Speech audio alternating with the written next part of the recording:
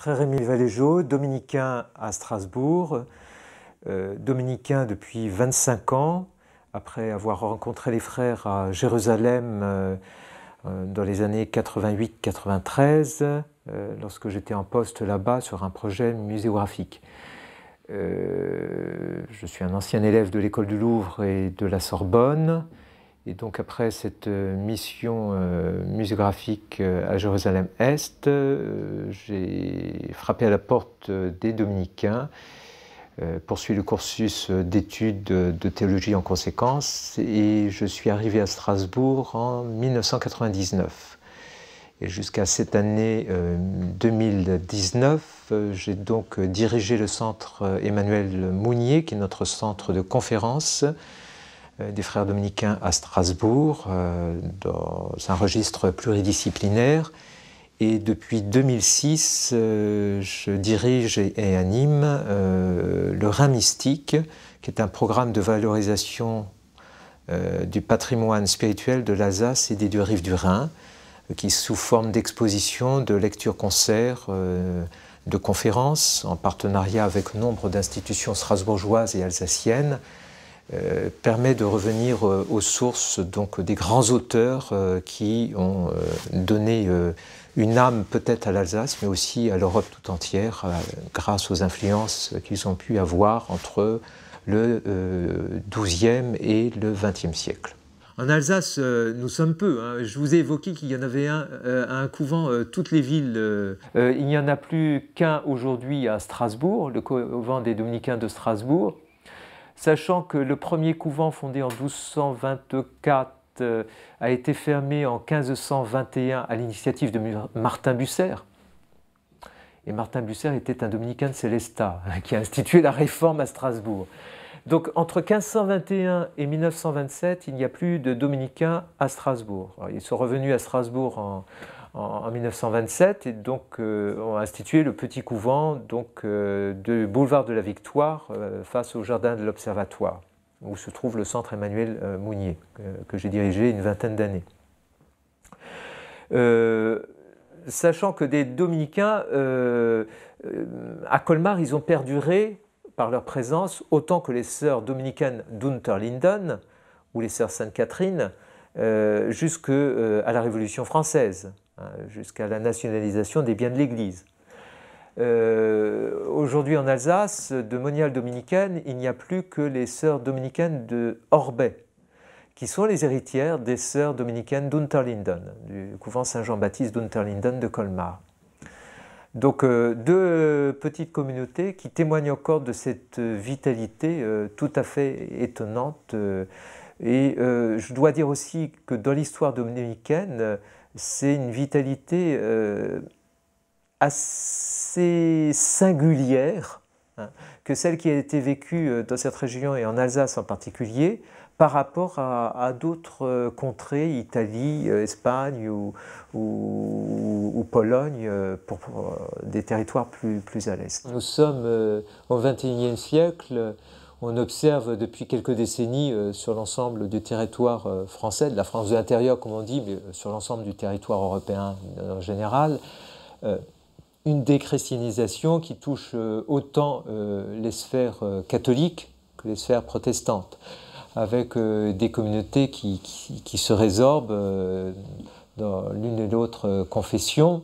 Et effectivement, en Alsace, on observe un phénomène à retardement par rapport à la France de l'intérieur, peut-être causé, nourri par le fait du concordat.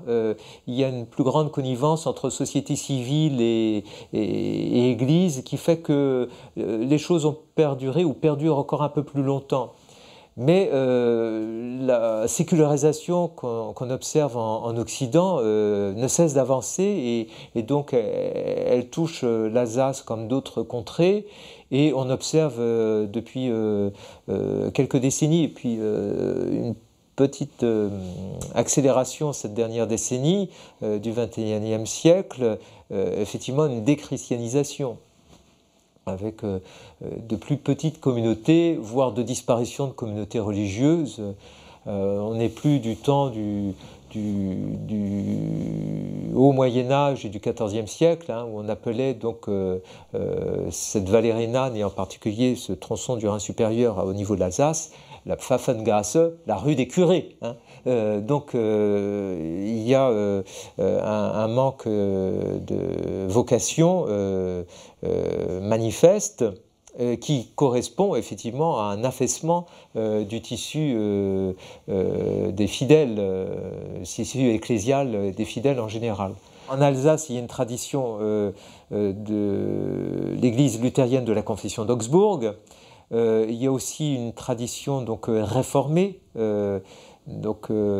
qui a eu différentes heures en Alsace, et notamment n'oublions pas que cette communauté réformée était très importante entre 1880 et 1918, hein, de par tous ces fonctionnaires prussiens qui avaient afflué en Alsace allemande et qui sont repartis 22 novembre 18 sur le pont de Kehl avec juste une valise, hein, 300 000 personnes comme cela.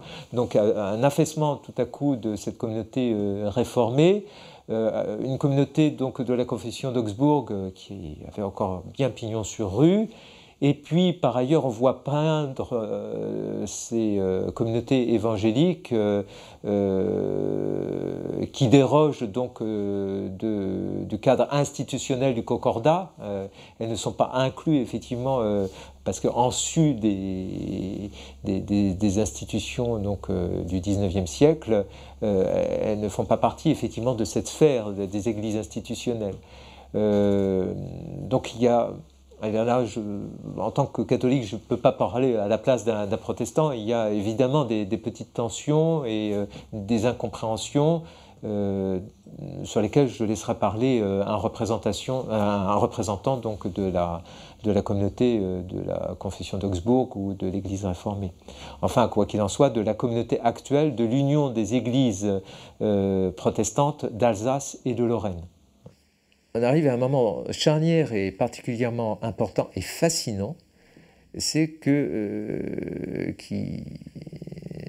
c'est l'arrivée de Maître Eckhart à Strasbourg en 1313, et qui est l'acte de naissance, la date de naissance, si je puis m'exprimer ainsi, de la mystique rhénane.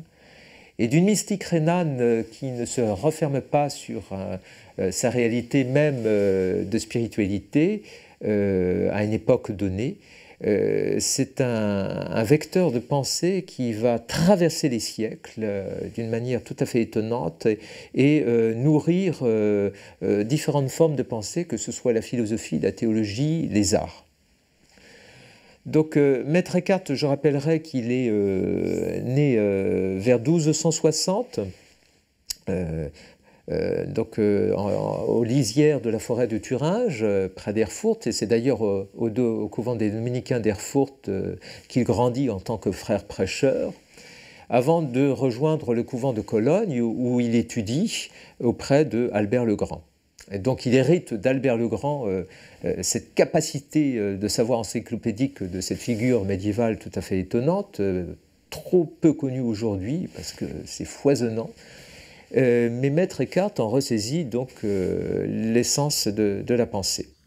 Et lorsqu'en 1313 il arrive à Strasbourg et que le maître Béranger de Landor lui demande d'accompagner les moniales et les béguines de la vallée rhénane, il est en connivence avec ces dernières.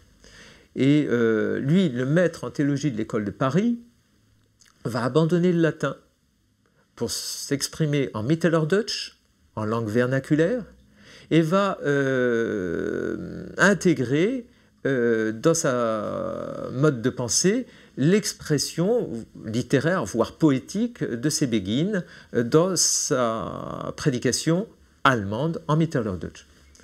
Donc un moment assez révolutionnaire dans l'histoire de la théologie, de la spiritualité et de la pensée, où ce maître, qui est la sommité du savoir au XIVe siècle, au contact de ces béguines de Strasbourg et de l'Alsace, va forger une nouvelle langue, si je puis m'exprimer ainsi, pour dire la théologie, grâce à ces femmes.